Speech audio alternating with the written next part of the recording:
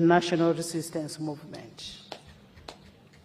Honorable Jara Mapinduzi Martin from Baradegi Laibi, from the Independent Opposition Leaning to the National Resistance Movement. Honorable Ongetho Emmanuel from Jonam County from Forum for Democratic Change to the National Resistance Movement. Honorable Mpuga Matthias Nyendo Mukungwe from the National Unity Platform to the Democratic Front. Honorable Dr. Abed Bwanika, MP Kimanya Kabonera from National Unity Platform to the Democratic Front. Honorable Kakembo Michael, MP Entebbe Municipality, from the National Unity Platform to the Democratic Front. Honorable Kakandi Juliet Nakabuye, City Woman MP Masaka, from the National Unity Platform to the Democratic Front. We wish the members well in the exercise of their freedom of association as prescribed in Article 29 of the Constitution of Uganda, which we swore to uphold.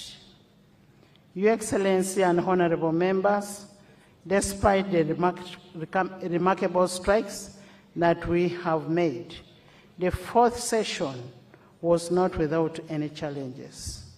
We regrettably lost 2 sitting members of Parliament in the person of Honorable Sarah Mateke, woman member of Parliament of Kisoro, and Honorable Mohammed Segrinya, MP Kawempe North.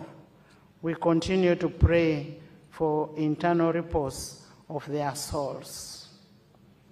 Pursuant to Article 94(4)(a) of the Constitution of the Republic of Uganda, 1995, and Rule 26(1) of the Rules of Procedure of Parliament of Uganda, legislature will continue to prioritize government business.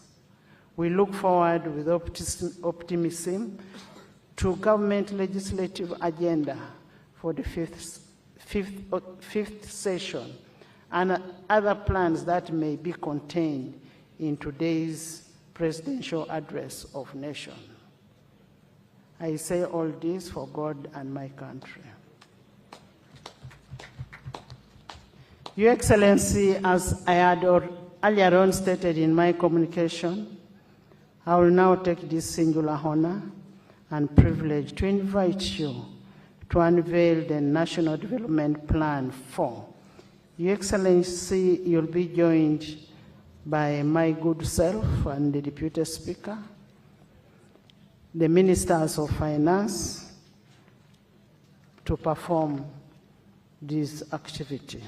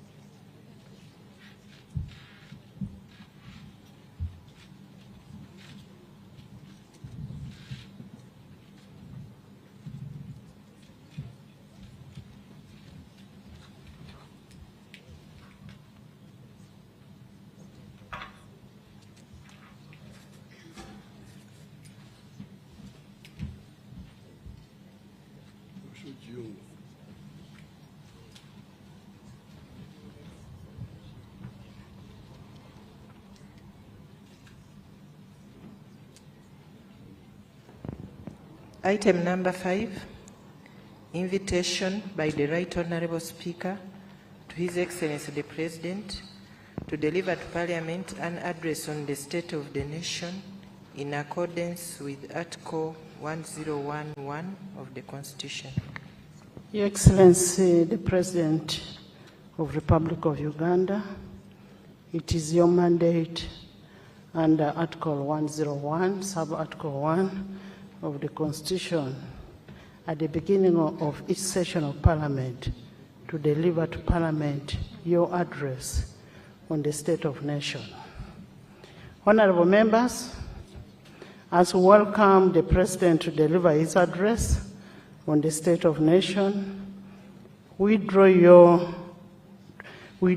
your attention to Rule 10 of the Rules of Procedure, which provide in Sub-Rule 4A that the President, while occupying the chair of a state, may make a presidential statement which shall be heard in silence and not followed by any comment or question.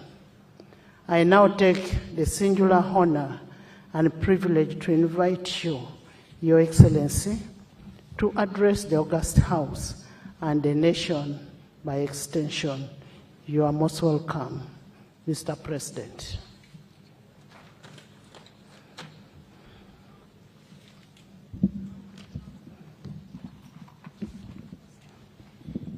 Her Excellency the Vice President, the Right Honourable Speaker of Parliament, His Lordship the Chief Justice,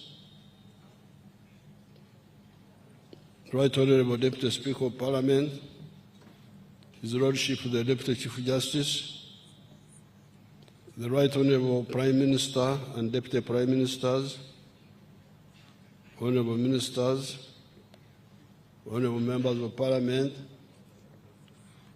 Honourable Members of the Diplomatic Corps, cultural and religious leaders, the wananchi,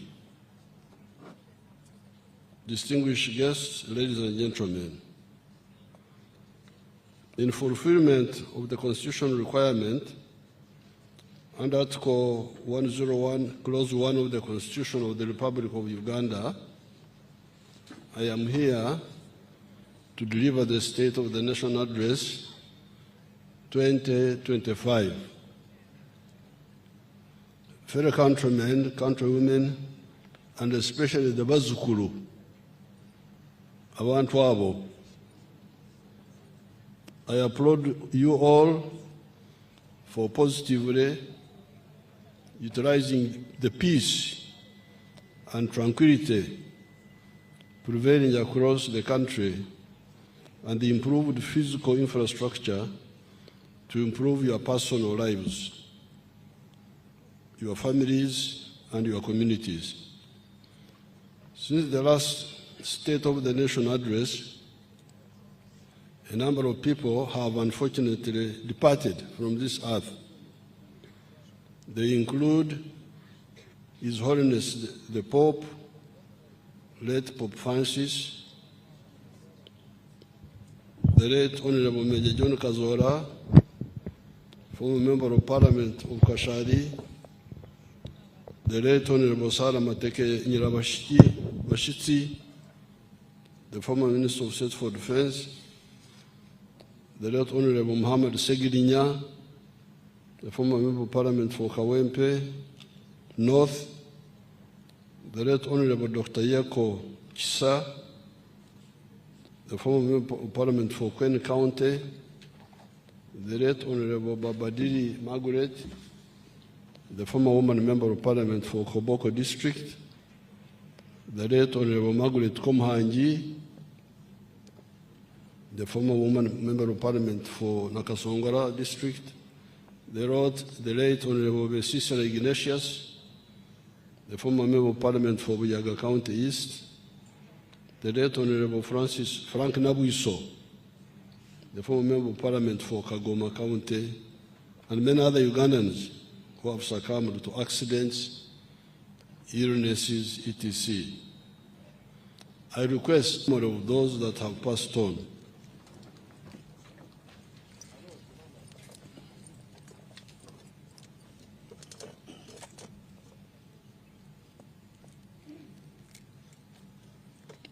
May their souls rest in eternal peace. Sit down. In the Gospel, according to St. Matthew, chapter 7, verses 24 to 27, Jesus talked about two kinds of builders. The wise builder, who built his house on the rock, and the foolish builder, who built his house on sand. When the rain, floods, and wind came upon both houses, that of the foolish man was swept away, because its foundation was weak, while the one of the wise man remained standing, because its foundation was firm and strong. The national resistance movement can be likened to the wise man in Jesus' parable, because we have been able to establish the necessary foundation to catapult Uganda to modernity based on the four principles ideology. The principles are patriotism, love Uganda; Pan-Africanism, love Africa; socio-economic transformation, and democracy. The aim of this ideology is to promote the mass line, i.e., guaranteeing the social uplift of all segments of the society, and not just the few elites. The mass line programs such as UPE and UPE's Universal Primary Education and Universal Secondary Education, the mass immunization campaigns, the wealth creation funds, e.g. Operation Wealth Creation, PDM, Operation Wealth Creation of the Army, where the Army was involved, OWC, EMIOG, etc., have led to significant improvements in the quality of life in Uganda. Life expectancy in Uganda is now 63 years compared to 45 years in 1986. This means that Ugandans are now living longer. In 1986, Uganda's population was only 14 million. The national population housing census conducted last year showed that Uganda's population is now 46 million people. The literacy rate has also improved from 43% in 1986 to 80% now. In 1986, more than 90% of the population was trapped in subsistence farming.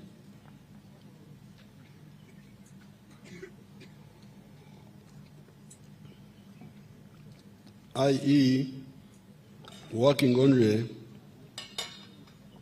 for food with no surplus to take to the market to get money. There has been a significant reduction in the percentage of households in subsistence agriculture. They are now 33%. And you hear that at the beginning they were 90%. These few illustrations show that implementing the mass line programs is the most effective way of triggering socio-economic transformation. Therefore, in line with the mass line philosophy of the NRM, we must prioritize the following. Number one, peace and security of person and their property in all parts of the country. Number two, accelerating industrialization with focus on building factories which use locally available materials as inputs. Number three, export promotion and import substitution by boosting the domestic manufacturing capacity. Number four, strengthening the private sector. Number five, increasing market access for our exports, both in the regional markets such as East African Community, COMESA, among others, and international markets. Number six, skilling our youth through the zone to acquire skills in tailoring, carpentry, metal fabrication, welding, shoemaking, weaving, hairdressing, knitting, and bakery. We shall add also plumbing and motor mechanics. The training is free of charge and no prior education qualifications are required, as you all know. Number seven, increasing revenue collection by Uganda Revenue Authority without hurting businesses. Number eight, expenditure rationalization by restructuring government. And I thank the Parliament here, as you heard the Speaker was listing those bills which you passed, which enabled this rationalization to take place. Fighting corruption. Number nine. Number 10, ensuring that the remaining 33% of the homesteads still practicing subsistence agriculture join the money economy. The general security situation in the country is calm. However, the traditional and non-traditional threats to national security continue to manifest in the form of terrorism, negative political activism, general and cross-border crime, as well as health and environmental risks. The national borders are secure, save for the spillover effects resulting from the conflicts in the Eastern Democratic Republic of Congo, South Sudan, Sudan, Khartoum, and Somalia. These include influx of refugees and asylum seekers, illegal immigrants, and proliferation of small arms and light weapons. The capacity of the national security agencies, i.e. Uganda Police Force, the Internal Security Organization, supported by the Army, the UPDF, has been enhanced in order to combat crimes and guarantee the safety of all Ugandans. You saw how they stopped this young person who blew herself up the other day because she wanted to go into where people are, but it was foiled. It was intercepted before, and she decided to blow herself up because she was discovered. The security situation in Karamoja sub-region has significantly improved, despite pockets of criminality in the form of livestock thefts and some incursions by the Pokot and Turkana from Kenya. Deployments to stop cattle thefts by some of the Karamojong in the neighboring sub-districts, sub-regions of Sebei, Teso, Lango, and Acholi have been maintained. In the eastern DRC, the joint FADAC is the Congolese army, UPDF operations against ADF are ongoing with significant achievements. Since November 2024, 223 abductees have been rescued from captivity and some firearms and bombs have been captured, including IEDs, improvised explosive devices. The government continues to modernize and professionalize Uganda's security forces by improving their welfare, and strengthening the cooperation between the civilian population and the security forces. The UPDF, Uganda People's Defense Force Construction Brigade, has rehabilitated schools in rural communities and together with the National Enterprise Corporation has been involved in the rehabilitation of major infrastructure such as Entebbe International Airport.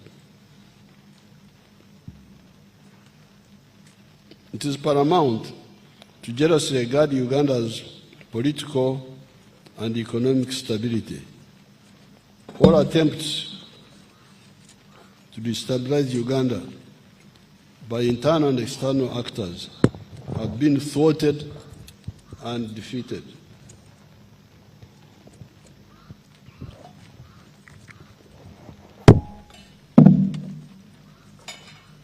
We welcome mutual and non-parasitic collaboration with everybody.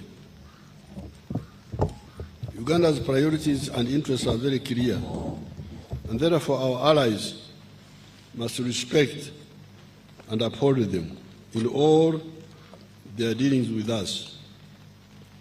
The patriotic leadership in charge of the country's affairs cannot deviate from its historical mission to defend and transform Uganda and Africa on account of threats by some of our allies who misunderstand our goals and methods of work. For instance, we are soon finalizing the construction of the 1,443 East African crude oil pipeline from Bulisa on Lake Albert to Tanga in Tanzania. This East African crude pipeline will take our crude oil to the international market through the sister country of Tanzania. The construction of the standard gauge railway, which I launched last year, is soon starting, and we have signed a memorandum of understanding with Alpha BMP Investment Group of the United Arab Emirates to start the construction of the oil refinery in Hoima. Many other projects in roads, energy, ICT, schools, hospitals, and agriculture have continued to be implemented despite the World Bank and the USA suspending new financing to Uganda. Our economy remains strong and resilient.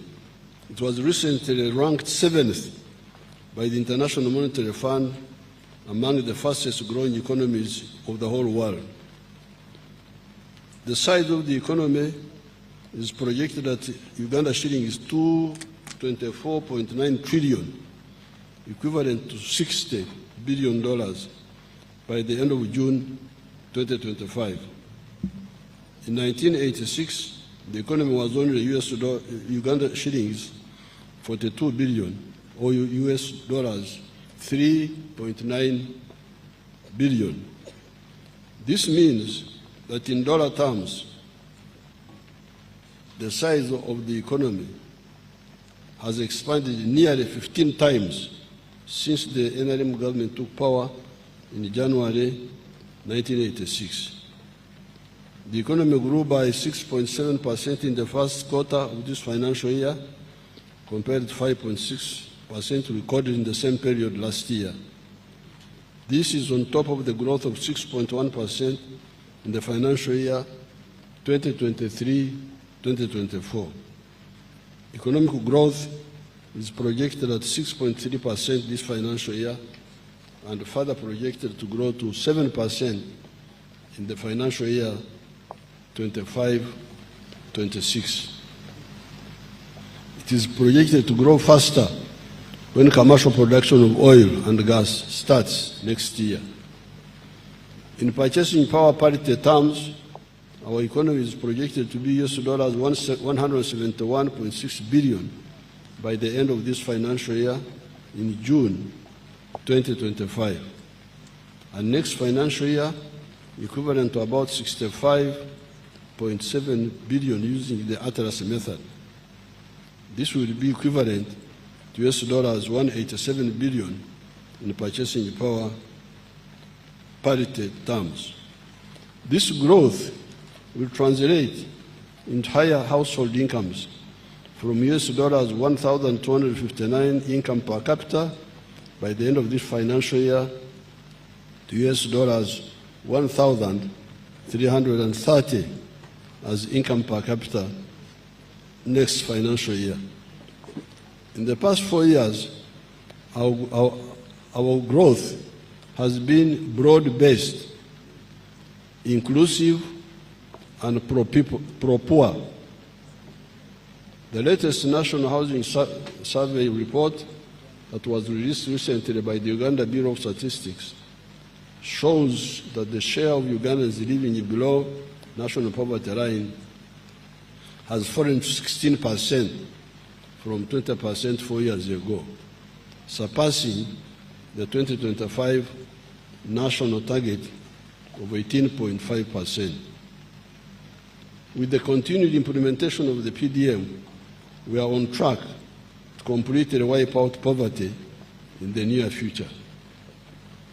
The same UBOS report revealed that income inequality has also declined significantly over the last 4 years. The Gini coefficient, a statistical measure used to determine the extent of income inequality within a population, has reduced to 38% from 41% in 2020. In the 12 months to March 2025, export receipts from merchandise trade increased by 26% to US dollars 9.3 billion. The Ugandan shilling is the most stable currency in the whole of Africa. During the past 12 months, it has appreciated by 6.1%. Inflation is under control. It is projected at 3.6% in financial year 2024-2025. And Uganda has experienced Africa's second lowest inflation rate in the past decade. Foreign direct investment inflows are projected at US dollars 3.8 billion, while tourism and remittance receipts from our Ugandans abroad are projected at US dollars 1.5 billion and 1.4 billion respectively.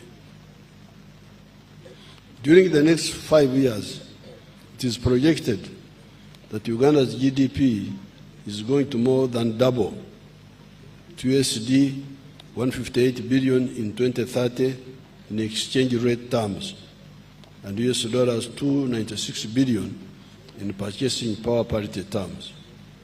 These achievements are not by accident. They are on account of deliberate and focused government interventions. Cumulatively, over the last 10 years, government has injected 8 trillion shillings in strategic wealth creation initiatives, which have boosted economic performance. These initiatives include: number one, capitalization of the Uganda Development Bank, 1.45 trillion shillings, to provide affordable capital to manufacturers and small businesses. 2, parish development model, 3.4 trillion by the end of this financial year for the poor rural families. 3, Emyoga, 553 billion shillings. 4, Youth Livelihood Program, 207 billion. 5, Small Business Recovery Fund, 100 billion. 6, Agriculture Credit Facility, 495 billion. Youth Venture Capital Fund, 12.5 billion. Uganda Women Entrepreneurship Program, 168 billion. Invite Project, 800 billion. The Grow Project, 824 billion. And the Uganda Development Corporation, shillings 1.2 trillion, among others. Merchandise goods exports grew by 26% to US $9.3 billion in the year ending March 2025. The top exports include gold, 3.7 billion, coffee, 1.8 billion, cocoa, 410 million, industrial products such as cement, US $335 million, metal products such as steel, US $230 million, sugar, US $190 million, fish, 177 million. The export value of milk and milk products increased 10 times from US $28 million in 2015 to US $285 million in 2024. The total export earnings of goods and services reached US $11.81 billion by March 2025. The prices of consumer goods and services have remained low, averaging 3.4% in the past 12 months to April 2025. This is good for savers and investors to be able to plan their investments and plan with certainty. The low inflation was due to a stable exchange rate, good crop harvests, and the decreasing global prices of liquid fuels. The prices of diesel, petrol, and kerosene reduced by 4.2%, 2.5%, and 1.7% respectively, on average, for the year ending April 2025. The increased domestic capacity in sugar production has led to a reduction in the consumer prices of sugar by 10.8% in April from what it was the same month a year ago.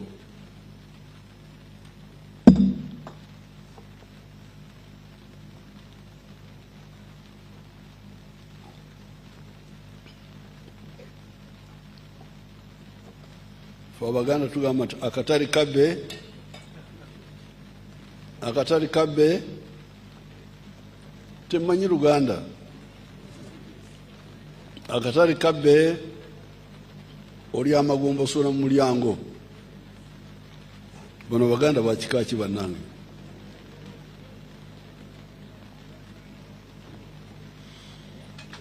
The prices of beef have increased by 10%, in part due to the increased export of beef to the Middle East, which has increased demand.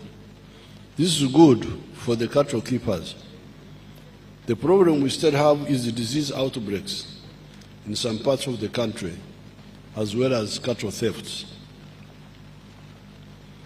Government has recently vaccinated livestock in most parts of the country, but in some places, there is laxity in implementation of the quarantines. District leaders should always ensure that quarantines, especially against foot and mouth disease, are strictly adhered to. As a result of the strong foundation that the NRM government has built over the years, foreign direct investment was US $3.5 billion for 12 months up to March 2024. This was mainly in mining, transport, manufacturing, finance, etc. The single largest source of FDI was the Netherlands, 55%, followed by France, 20%, Kenya, 6%, Tanzania, 5%, UK, 4%, and others 10%. In 1986, the government collected only shillings 5 billion in revenue because private businesses and manufacturing had collapsed. When the NRM took power, we embarked on the rehabilitation of the economy and adopted the policies of liberalization and reformation of the public institutions. As a result, the revenue collection capacity has improved. Revenue collection is projected at Uganda shillings 31.9 trillion. This financial year, ending June 2025, equivalent to 14.3% of total economic output of GDP. This is still less than the desired level to finance our development plans. The government plans to collect shillings 37.2 trillion in domestic revenue next financial year, 2025-2026.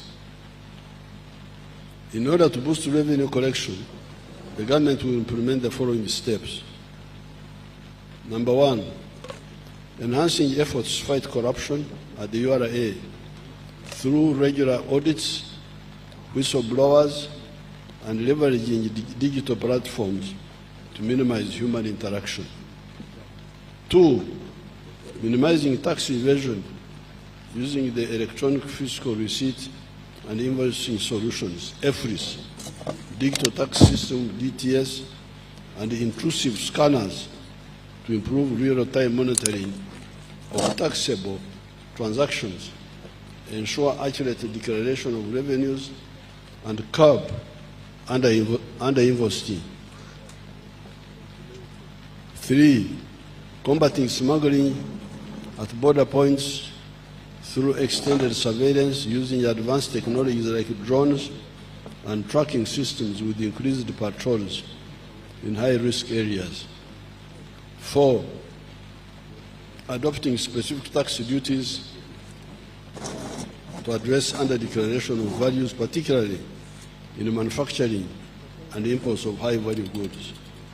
Five, supporting local governments, including municipalities, to increase revenue collection. Six, recruitment and training of more tax officers at Uganda Revenue Authority and other revenue collection institutions. Our economy is now more diversified and more sophisticated. In 1986, the economy depended only on the 3 C's, which are coffee, cotton, and copper, and the 3 T's, which are tobacco, tea, and tourism. According to a study conducted by the Harvard Economic Lab, in the last 10 years, Uganda added 20 new products to its export basket and has an opportunity of harnessing production of 50 new complex products. Some of these new products include ICT equipment, serums and vaccines, medicines, new pneumatic tires, batteries, gas turbines, electronic integrated circuits, transmission apparatus for radio, telephone, television sets, measuring instruments for physical and chemical analysis, and among others. These new products have contributed to the continued diversification of our exports. Manufacturing is the answer to the challenge of unemployment. Uganda has got raw materials and human resource that can support factories specializing in the manufacture of automobiles, electronics, steel, textiles, furniture, food products, pharmaceuticals, aluminium products, etc. Some of the new products which are manufactured here and contributing to our export earnings include an electronics manufacturing plant in Namamvi Industrial Park, producing 120,000 hair dryers and 60,000 refrigeration parts per year. Number two, pharmaceutical companies producing 4 million single HIV pills and 2 million other medicines per year. Number 3, dairy farms, which produce 5.3 billion liters of milk, and processing plants such as Royal Milk Enterprises, Jezzard Farm, Brookside Dairy, Amos Dairies, Lakeside Dairies, GBK Dairy, Pearl Dairy, etc., which process about 800 million liters of milk and 365 million tons of cheese per year. Number 4, cut flowers worth US dollars 120 million being exported to Europe and other countries per year. Number 5, 2,000 tons of avocado and 4,000 tons of bananas being exported to countries like South Sudan and South Korea per year. Electronics, pharmaceuticals, and solar energy products worth US dollars million being exported to the regional international markets per year. Therefore, with the roads and electricity we have now, the emphasis on skills development and the entrepreneurial spirits of Ugandans, the country can increase the share of manufacturing goods in total economic output to the levels of South Korea, Thailand, or Malaysia. In Uganda's case, this is currently valued at US dollars 8 billion. It was only US dollars 237 million in 1986. The return on investment in Uganda is high. It averages 14% per year and can be higher in some sectors compared to an average of only 5.2% in Europe in 2022. This is very important for you to understand that when you invest here, you make profits more easily than when you invest in Europe. In Europe, 5.2%, here more than 14%. If you invest in Uganda, you get back your initial investment capital in about 5 to 7 years, and the rest is profit, which our laws allow you to repatriate without restrictions. Government has put in place a strategy to increase the size of the economy to US dollars 500 billion by 2040 or earlier. My people talk of 2040, but me, I want it earlier. This strategy identifies 4 anchor sectors. These are agro-industrialization, tourism development, mineral development, including oil and gas, and science, technology, and innovation, i.e., taking advantage of the knowledge economy by prioritizing investment in research and development. Agriculture production and agro-industrialization. Government has invested in irrigation in order to boost agricultural production. This is because the provision of water for irrigation reduces the likelihood of crop failure on account of water scarcity. Although Uganda's irrigation area has increased from 22,000 hectares to 23,000 hectares, the country, however, has an irrigation potential of 3 million hectares. We have got 3 million hectares which can be irrigated. And here we have only irrigated 23,000 hectares of the 3 million. In order to achieve this goal, government is accelerating the construction of solar-powered irrigation schemes, medium-scale irrigation schemes, earth dams, communal and individual valley tanks, and large-scale irrigation schemes across the country. The construction works for 92 solar-powered irrigation schemes have been completed, adding an irrigation area of 900 acres. These are in the districts of Apache, Buhweju, Buyukwe, Bukomansimbi, Burisa, Bushenyi, Butambara, Buvuma, Gomba, Hoima, Isingiro, Kakumiro, etc. The new solar-powered irrigation schemes have benefited 110,000 farmers, and production yield from 112 schemes has increased to 3,600 tons per season. The major crop enterprises in these irrigation schemes include green pepper, onions, Irish potatoes, watermelons, tomatoes, apples, cabbages, pineapples, coffee, eggplants, vanilla, grapes, mangoes, and pumpkins. Construction works are also ongoing for 22 solar-powered irrigation demonstration sites in the districts of Kabarore, Chenjojo, Kole, Gulu, Napak, Abim, etc.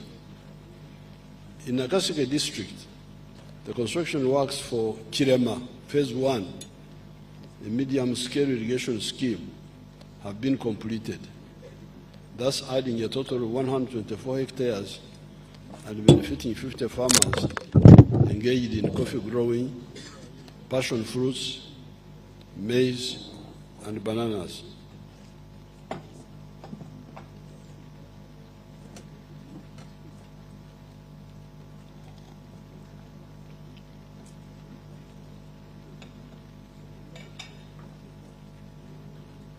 Magezi g'Abaganda.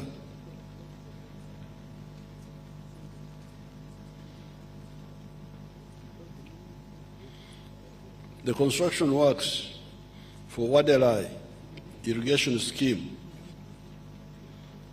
1,000 hectares in Pakwach district, stand at 93.5%. The construction works for Namaitsu medium-scale irrigation scheme in Bududa district are at 70%.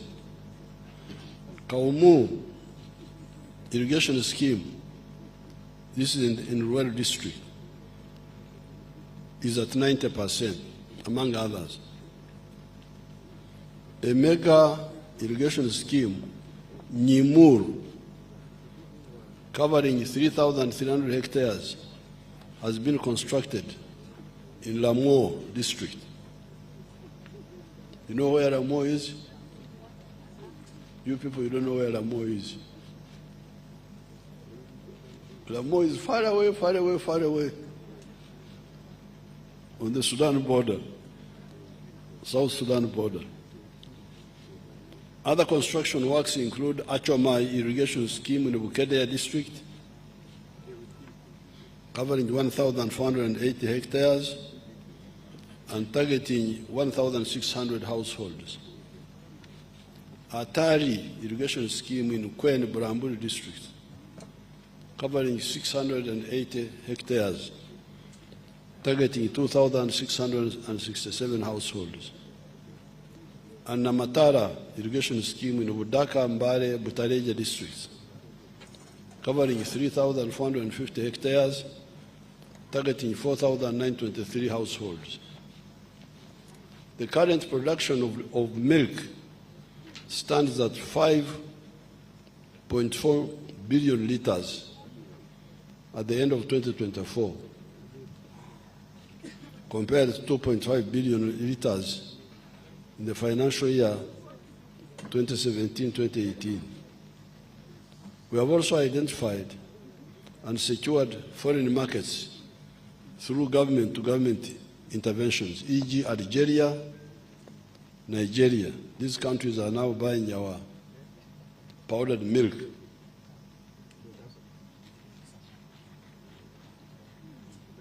This has resulted into an increase in the value of milk and milk products, as already pointed out, from $28.7 million in the financial year 2014-2015 to $285 million in the 2024 year.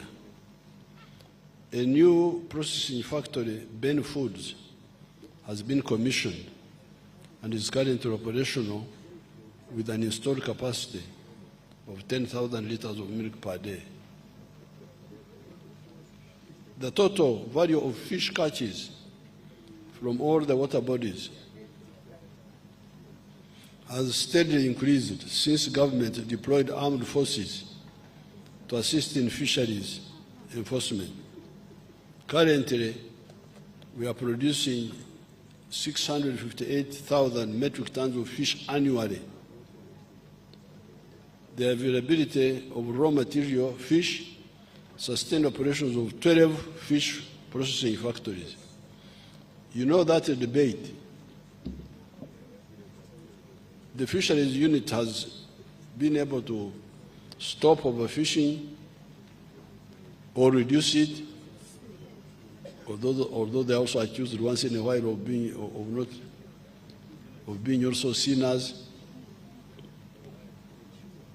But we can audit their work by looking at the 12 factories which are now processing fish. Many of these had closed. I will meet the fisheries people soon. I will meet the traditional fisheries communities. But this is one of the facts.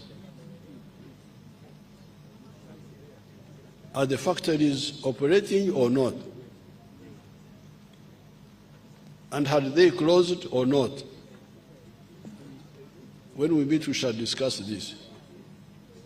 Because according to this one here, 12 factories are now operating, processing 658,000 metric tons. The performance has also been a result of the government focus on gazetting of fish breeding grounds. Ebyondo nebyema, where the fish produces young ones. Some people had invaded those breeding grounds. Enforcement of fisheries laws and regulations, provision of quality fingerlings and fish feed, and providing an enabling environment for private sector to invest in aquaculture. The value of fish and fish products exported increased from $148 million to $152 million in the financial year 2023-2024. The volume of coffee produced has increased from 7.8 million 60 kilogram bags in 2022-23 to 8.2 million bags in the financial year 2023-2024. The performance in the coffee subsector is attributed to government strategic interventions, including generation and distribution of improved coffee variety seedlings, supporting increased use of water for irrigation, and promotion of use of fertilizers use among the farmers. The value of coffee exports has steadily increased from $845 million financial year 22-23 to $1.1 billion in the financial year 2023-2024. Government has provided the research institution with funding of $30 billion in the financial year 2025-2026, geared toward the development of improved coffee production multiplication and disease, pest and climate resilient varieties. The volume of maize increased from 3.4 million metric tons in 2018 to 5 million metric tons in 2024. Subsequently, the value of maize exports increased from $63 million financial year 2018 to $195 million in financial year 2023-24. The performance is attributed to the increased adoption of improved maize varieties by farmers, increased value addition by private sector, and increased vigilance by government in control of pests and diseases. Next financial year, the government will prioritize the following support agro-industrialization. Number one, appropriate agro-processing and value addition technologies. Number two, high-quality agricultural inputs. Number three, construction of key water storage and irrigation infrastructure. Number four, enforcement of standards and market access. Number five, establishing appropriate post-harvest handling and storage facilities and infrastructure. Number five, disease, pest and vector control. Number seven, supporting vertical and horizontal value addition for production of high-value multi-input products such as nutritional foods, baby foods that use several products like milk, eggs, maize, vegetables, fruits, etc. We must add value to all these products which we are producing now. The eggs, if the eggs are too many, where will you put them? The internal market may not be enough, and the regional market may not be enough. So the answer is to produce baby foods, nutritional foods, so that we can export to the international markets. Number eight, extension services. Number nine, investment in fertilizer production. Number 10, certification and regulation of agricultural inputs and provision of appropriate finance for the various components of the agricultural value chain, among others. Government has introduced the large-scale commercial farmers interest-free credit facility of shillings 175 billion. The money is accessed through government-owned commercial banks. These are Post Bank, Housing Finance Bank, and Pride Bank Limited. This enables large-scale farmers to access mechanization in order to boost agricultural-based exports. The parish development model. The parish development model is now in its third year of implementation. By the end of this financial year, in June 2025, shilling 3.3 trillion will have been provided to the parish development model. The government is currently providing shillings 100 million for each parish per year, per annum. During my up-country trips, I have interacted with some of the beneficiaries of the PDM funds who have used them to start enterprises in food crops, farming, goat keeping, piggery, beekeeping, etc. In Kisoro, some of the PDM beneficiaries earned between 16 to 20 million shillings over a period of 2 years using the initial seed capital of just 1 million shillings. Tourism receipts were valued at $1.4 billion in calendar year 2024. This is a significant recovery from $562 million in 2020 when we had the corona shutdown. The good performance is attributed to the sustainable peace and security, increased competitiveness of Uganda's tourism industry through marketing and the government investment in strategic tourism infrastructure. To support tourism, the government has provided adequate security to the tourism sites, improved physical infrastructure, and supported the tourist companies with tax relief. Government is strengthening economic and commercial diplomacy through our embassies or missions abroad to promote tourism in addition to mobilizing foreign direct investment and enabling penetration into export markets. Uganda's proactive support for meetings, innovations, conferences and exhibitions, and our participation in global tourism expos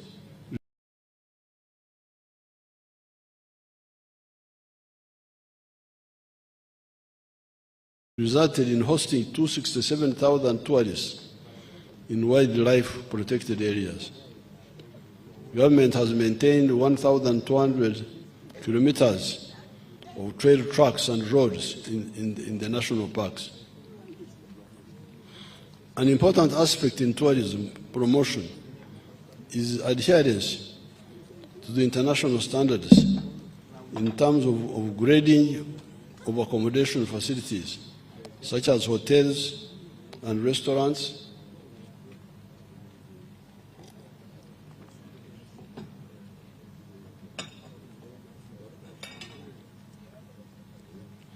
hygiene and sanitation facilities, and access to cheap and stable communication facilities and the internet.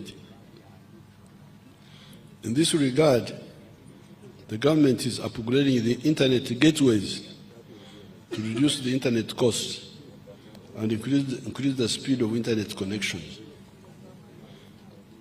The priority areas for tourism development next financial year and in the medium term include: number one, branding and marketing of Uganda as a tourism and investment destination. Number two, infrastructure development and construction of sanitation infrastructure in tourism sites. Number three, construction of refreshment centers and highway road signage and sanitary facilities. Number five, improving tourism security. Number five, hospitality standards and training.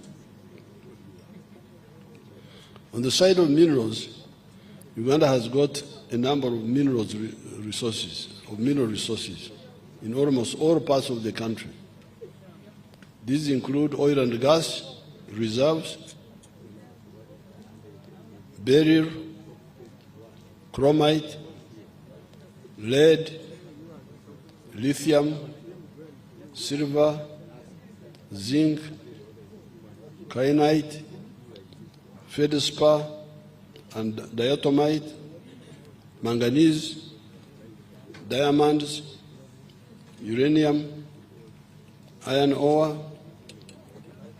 vermiculite, limestone and marble, gold, graphite, aluminium clay rich in rare earth elements, phosphates, and iron ore in Muko, from which you can make high-quality steel and sand.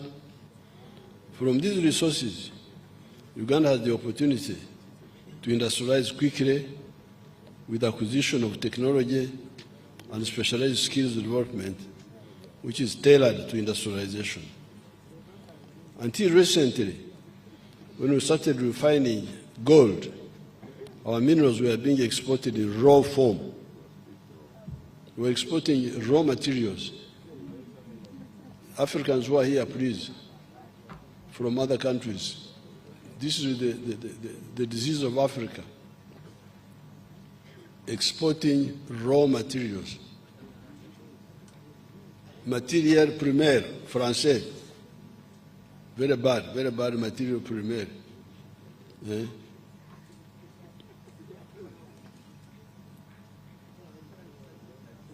This means we are donating all the benefits, such as jobs and money, to other countries. I don't have time to give, like if you take iron ore, at one time if you would export a ton of iron ore, they would give you $47. At that time, the one who processed the iron ore into a ton of steel would earn $900. You get $47. The cleverer foreigner, cleverer than you, gets $900. And all the jobs are available for his children when your own children have no jobs. Government has stopped, I have banned completely the export of unprocessed minerals.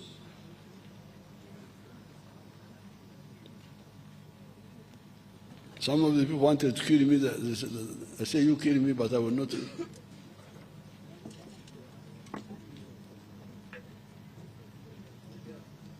In Kololo, where we have got a large deposit of limestone, and Kabale, where we have got iron ore, the government has facilitated the use of these minerals for making cement and steel, respectively.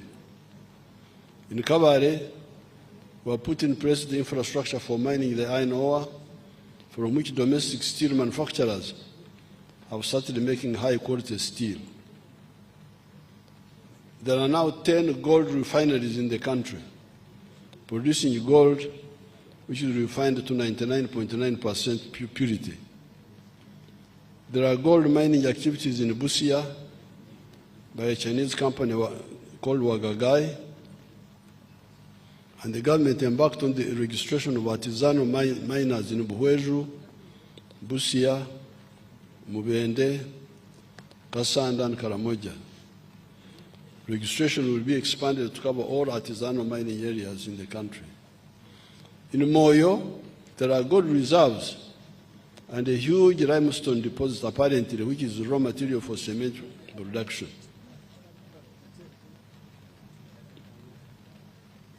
Madi, Manzora, we currently have 3 cement manufacturing plants, namely Kololo, Hima, and Simba Cement, and a high-quality tin smelting plant in Barara with an annual capacity of 1,600 tons. A number of cement factories are coming up in Karamoja. Government is also facilitating the establishment of a modern mineral laboratory in Entebbe, which is in the final stages of accreditation to international standards. This financial year, the government started the capitalization of the Uganda National Mining Company. This company will take an equity stake up to 15% in all medium-scale and large-scale strategic mining operations in the country. This is to ensure that as we attract foreign direct investment capital, the country benefits directly in addition to monitoring what is happening in the sector. The company will be capitalized to a tune of Uganda shillings 500 billion over a 5-year period. Oil and gas. With regard to oil and gas production, the government is investing in the requisite infrastructure for commercial production. Kabale International Airport is near completion, and 700 kilometers of tarmac roads have been constructed in the Albertine area. The civil works for EACOP, East African Crude Pipeline, are scheduled for completion next financial year, both in Uganda and Tanzania. The Uganda National Oil Company commenced the petroleum bulk trading business in August 2024. The objective is to ensure security of fuel supply, reduction in the petroleum pump prices, and ensure quality of petroleum products on the market. Hence, the government started implementing this initiative. No, since the government started implementing this initiative, Uganda has experienced some reduction in fuel pump prices. We rejected the old mistake of a whole country like Uganda buying petroleum products from middlemen in Kenya. Can you imagine? Your people were buying petroleum for Uganda, Republic of Uganda, member of United Nations, from middlemen. Can you imagine? You can't believe what happens in Africa. I didn't believe it. And you know, in these ministries, there are people called commissioners. Have you heard of them? Commissioner of ignorance of what? So when I came to know, I said, this will not happen. Why not buy from refiners? Don't you know where the refineries are? Or the bulk suppliers? You can't believe it. Africa is really a continent of wonders. A whole country buying petroleum from middlemen. I didn't know this. And I was sitting there, president.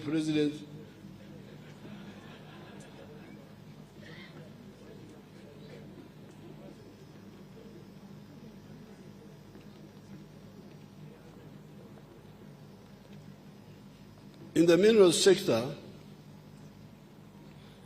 government investment next financial year will prioritize the following. Number one, establishing the quantities of the remaining mineral reserves. Number two, strengthening the mineral tracking system to improve transparency and meet the international rules of origin. Number four, adequate capitalization of the Uganda National Mining Company. Number four, the governance framework and the fiscal rule for mining sector. Number five, expediting finalization of the East African crude pipeline. Number six, prioritization of construction of the oil refinery and refined products pipeline. And number seven, commencing the construction of the Kabarega Industrial Park to attract petrochemical industries, among others. Science, technology, and innovation. I want to commend Ugandan scientists for nurturing our nascent knowledge economy. Our scientists have been active in developing automobiles, vehicles. You show them the vehicles, you show these honorables and all these powerful people. Motoka zaffe bannange ziruddawa ziteekeko.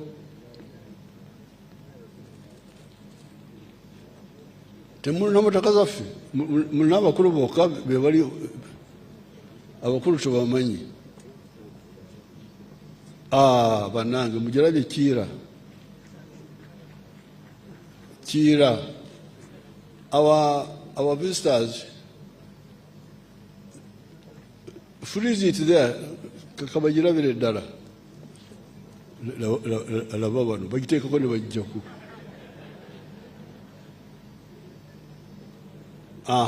You leave it there. Freeze it there. Now, those buses are electric buses manufactured by your children here. From zero to the whole thing. They are called Kira. Kira is our name for the Nile. The Nile, other people call it Nile, but for us we call it Kira. Even the South Sudanese, they use the same name. That's why His Excellency Salva Kiir. Salva Kiir means Nile. Salva Kiir, the president, means Nile. His name means Nile. So these people are making the buses, the smaller cars, all other vehicles. Thank you. You can You can now show the big people. Or whatever.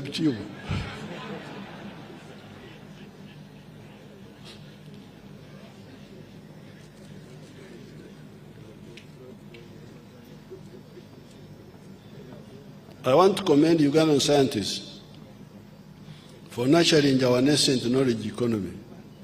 Our scientists have been active in developing automobiles, vaccines, electronics, therapeutics, diagnostics, and other healthcare tools. The innovations include, number one, the Kira vehicle plant in Jinja, which has an annual capacity of 2,500 vehicles and employment potential of 12,000 direct and indirect workers. There are 39 buses operating on our roads from Kira, and 30 buses are under production. The plant has secured a market in West Africa to supply about 3,700 electric buses. Number two, Dye Biopharma Manufacturing Facility in Matuga. Can you show it to us, that one there? That one is a clever Ugandan who is heavily supported by the government. But he has also attracted some support from other places. The Biopharma Manufacturing Facility in Matuga has filed more than 100 patents in the United States, including a cancer treatment technology based on the gene therapy, a highly potent gene therapy technology for red blood cells generation by the bone marrow, an mRNA vaccine that treats brain degenerative tissue disease, an anti-malaria vaccine, a vaccine for HIV, a one-month insulin shot, a type 1 diabetes vaccine, a universal foot and mouth disease vaccine, and a biological molecule for penicillin. All these patents are there. You can check them by your people. Magora. I don't know whether is Magora here. If he's here, you could stand up and you see him. Number three, developing the vaccines of the Crimean Congo hemorrhagic fever and the Rift Valley virus. Number four, accreditation of the Alphasan vaccine manufacturing facility to produce anti-tick vaccines for the second phase of clinical trials. Number five, Professor Wang's clinical trials of his natural therapeutics. He's also establishing an international certified production facility in Soroti Industrial Park. Number six, the PCR kit developed by scientists at Makerere University to conduct more than 2 million tests at 50% of the cost of imported alternatives. This has saved the country US dollars 37 million in imports per year. Number seven, Guru University developed highly effective rapid test kits to crop diseases for cassava and sweet potatoes. Number eight, the Engineering Development and Innovation Center